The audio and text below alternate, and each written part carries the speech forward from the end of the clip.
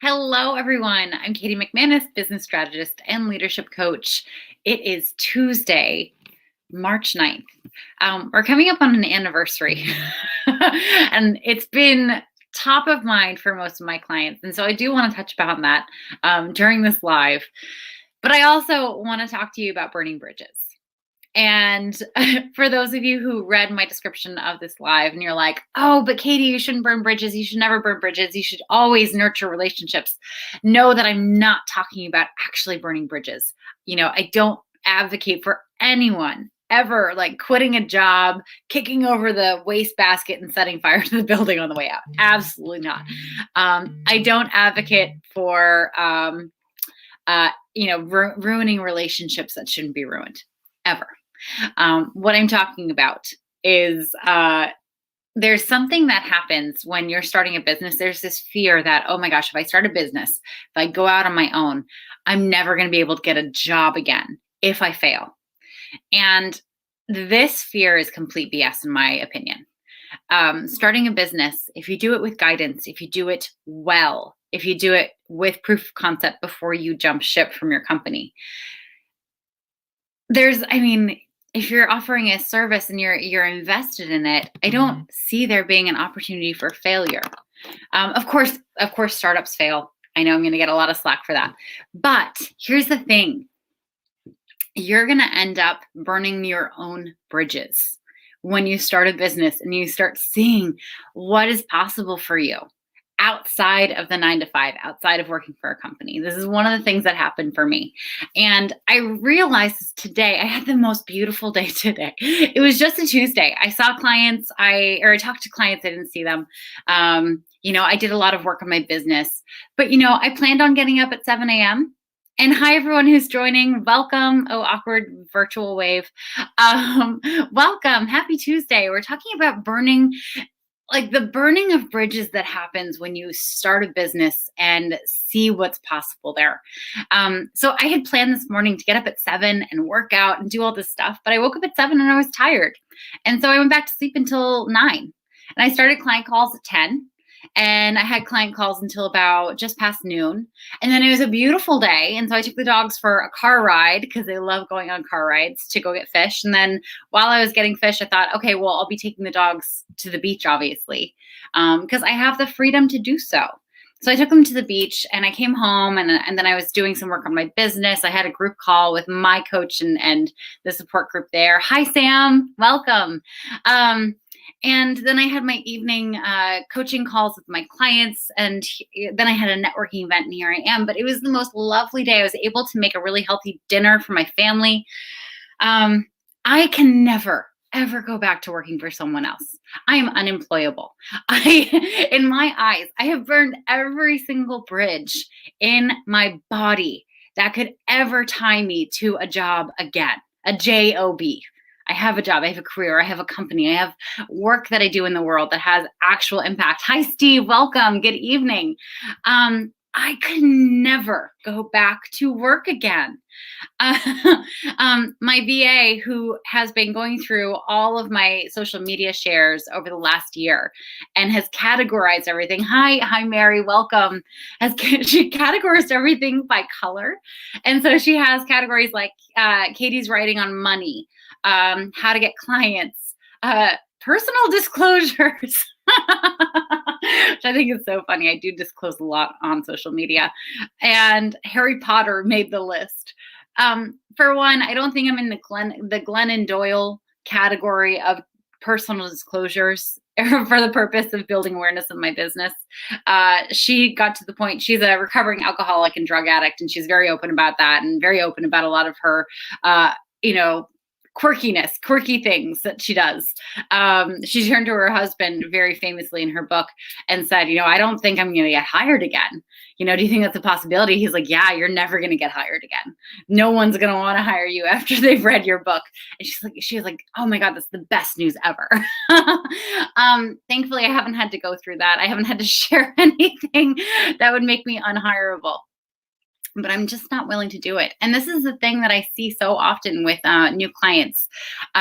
They come to me and they are so worried about starting this business because they're worried that they're going to start it jump ship from their job, which pays the bills, have their company pay the bills, and then have it fail, and then never be able to be hired again. Steve, I need an admin for all that stuff too. Oh, Steve, if she had the bandwidth, and maybe she will, and I can't give her enough hours. I'm happy to send her your way. She's incredible. I don't know how I'll live without her. I mean, I've been working with her for I think 2 months now. She's absolutely incredible. Anyway, Kevin, the curious thing about burning bridges is it was meant solely to keep you from going back. Yeah. Yeah. But here's the thing. There's this mentality when someone is about to do something really scary. They want to keep the security of the original place. They want to keep one foot in this boat and also get in this boat. And so there's this fear that if you get out of this boat, and I've changed the metaphor, it's now boats. If you get out of this boat and go to this boat, you're never going to be able to go back. And there's nothing wrong with that, because the person who was brave enough and strong enough and resourceful and creative enough to jump into that boat in the first place is always going to find another boat to jump into.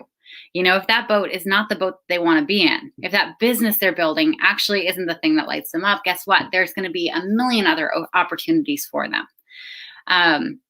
The thing that I laugh about when my clients finally start getting high-paying clients and are able to start paying the bills with this business is they realize they have this key to freedom. They have this key to freedom. There's no longer this cage around them. There's no longer this ball and chain of the 9 to 5 where you have to do an arbitrary to-do list that was dictated to you by someone else. And you have to do things that you don't really understand the purpose for in support of your business. Blah. Like, you just get to spend time on the things that really matter to you.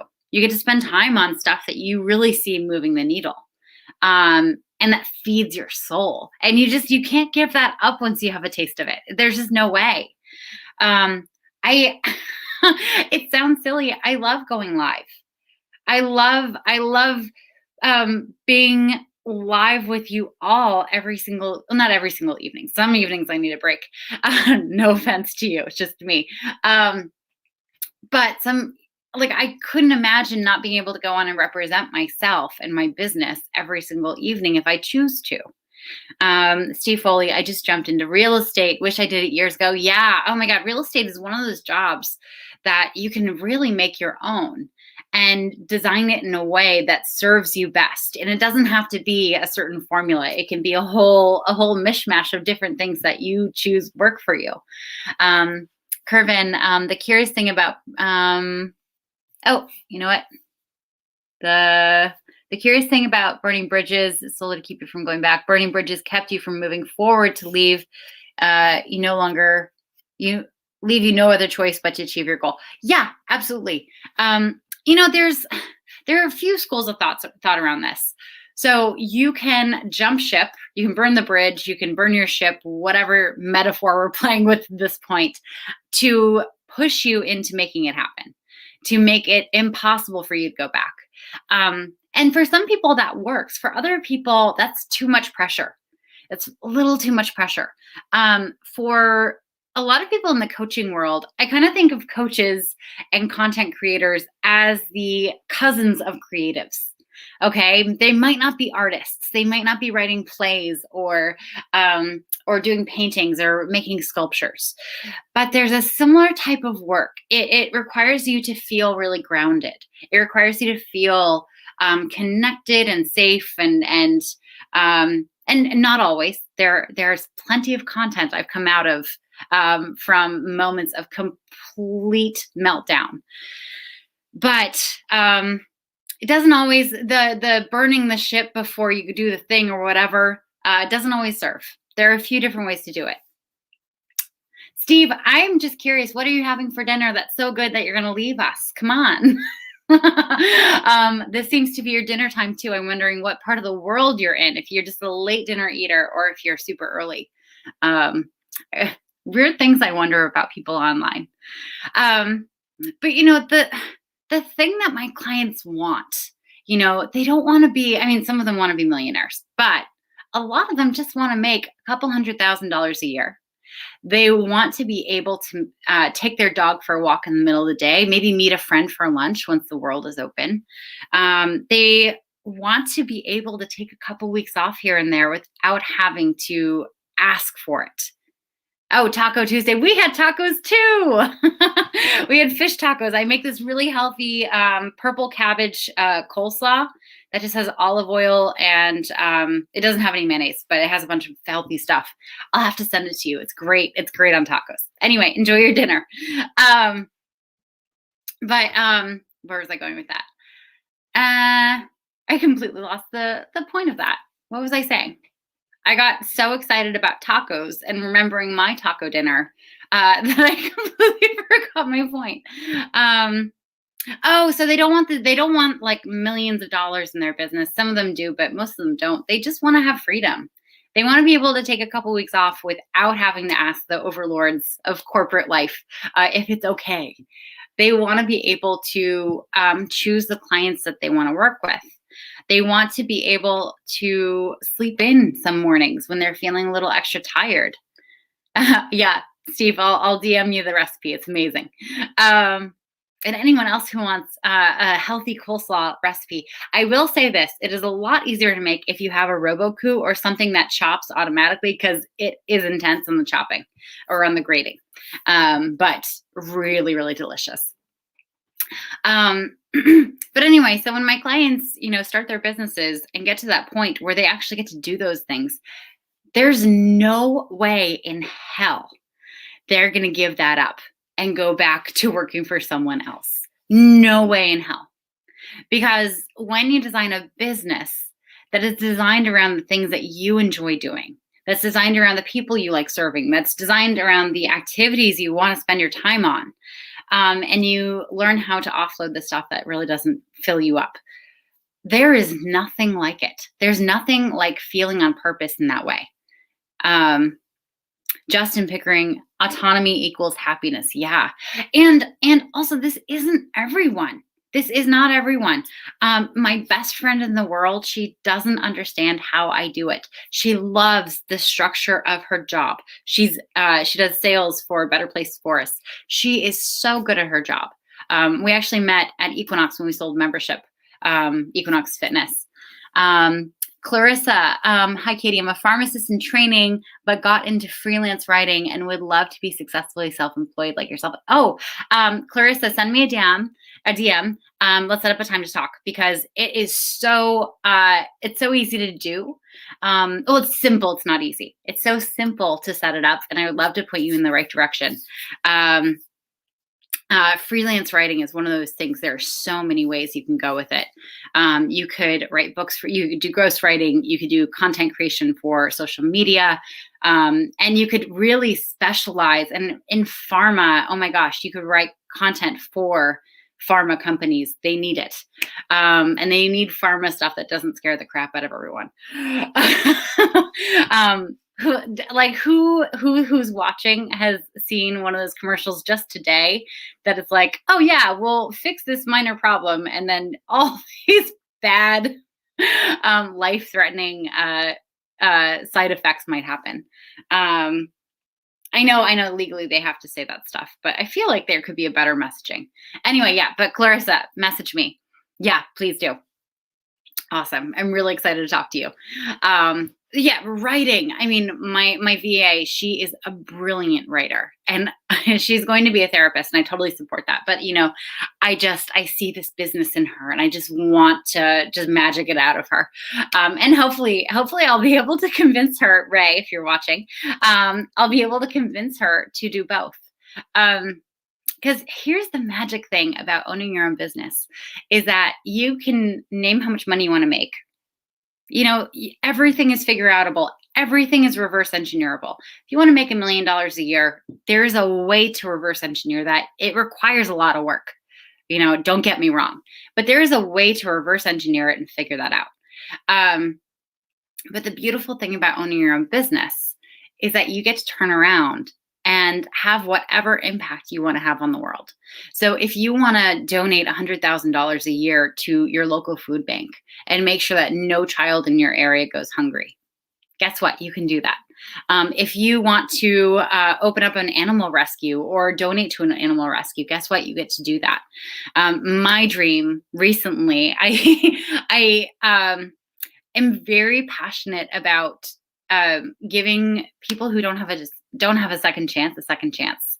I would love, and I've been scouring Zillow like I could afford it right now. I'm not at that point yet, but I would love to be able to buy like a huge house in a major metropolitan area and turn it into a home for single mothers who've escaped abusive relationships, for them to go and live and get back on their feet with their kids in a safe environment where, you know, they're able to lock their rooms, they're able to have meals and a kitchen and all the things, an address, maybe provide some training for them.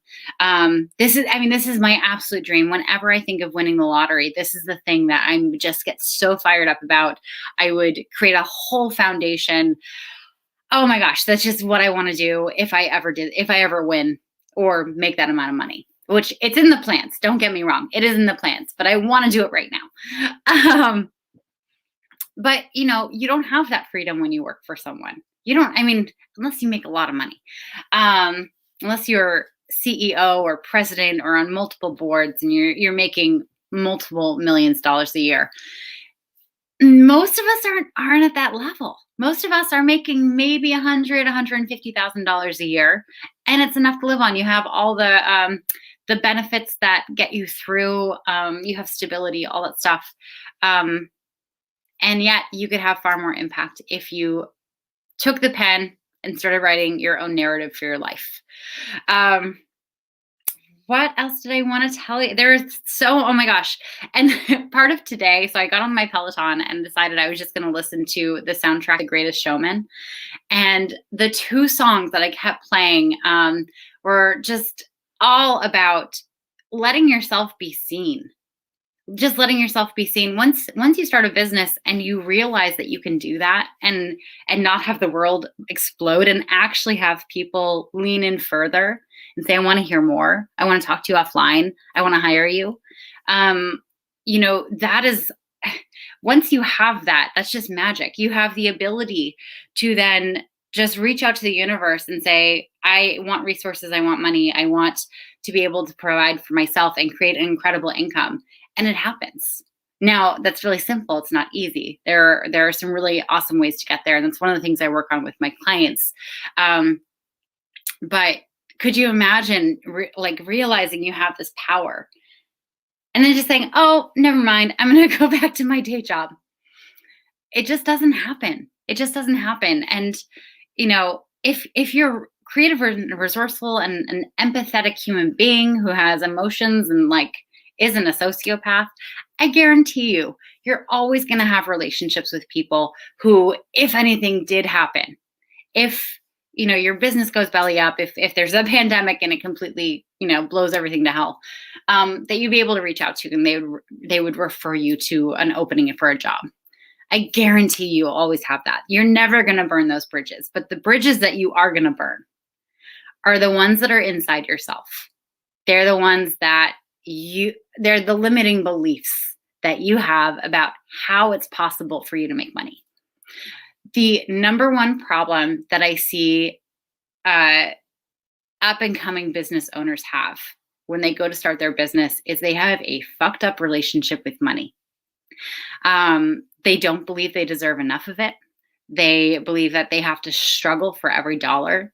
They don't believe that they've achieved enough in their lifetime to be able to ask for a certain amount. And what happens is they set up a business that mathematically can never make them enough money to survive on, much less thrive on. It's just impossible. The math doesn't work. And then they have to quit their dream and they have to go back. The number one thing that my clients need to work on early on is this relationship with money. Owning, and what's amazing when you start working on your relationship with money, you know, money's not a thing. Money is just energy.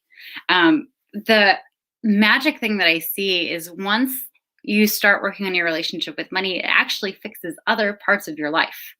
So if you're bad at making friends and you're also bad at money, start working on your money story. It'll actually start making you better at making friends. Likewise, if you always settle for less in your romantic relationships, hello, working on your money story, you stop doing that. Your your belief in what you're worth just up levels across all areas of your life. Um, I'm having a little bit of a vulnerability moment here that I just shared that. But it's completely true. So if you're starting business, my number one piece of advice for you is to look at your relationship with money. And if it is crap, if you're having a hard time, if you think that there's never enough, if you do everything to save every single dollar and still have unexpected expenses that completely derail you, babes, you gotta clean that up. Okay, because a bad relationship with money is like having like an over fertilized garden right next to a pond. You know what happens then? It rains and all this shit goes into the pond and it makes it poisonous and it kills everything there. You can't have that. A bad relationship with money will poison not just your business, but everything in your life.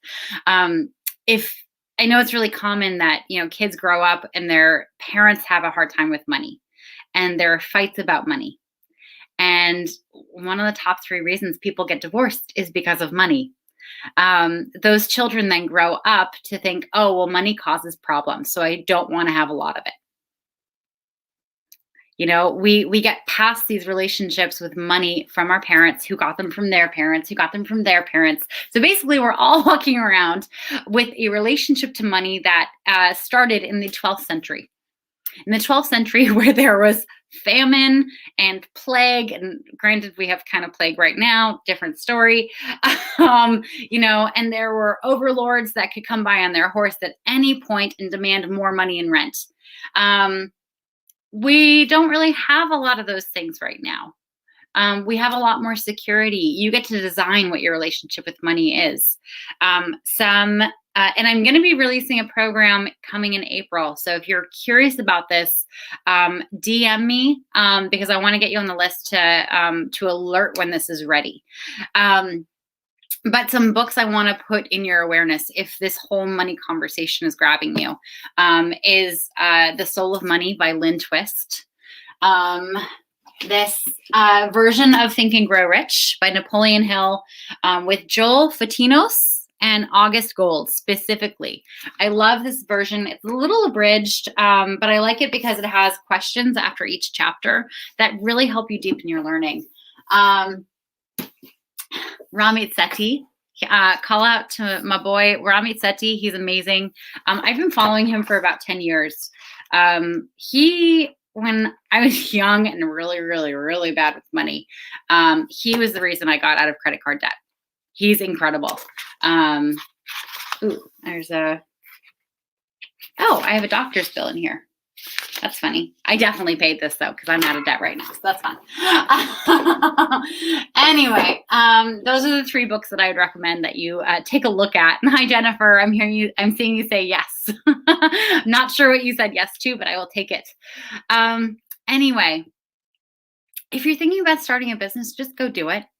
Just go do it. The worst thing that can happen is,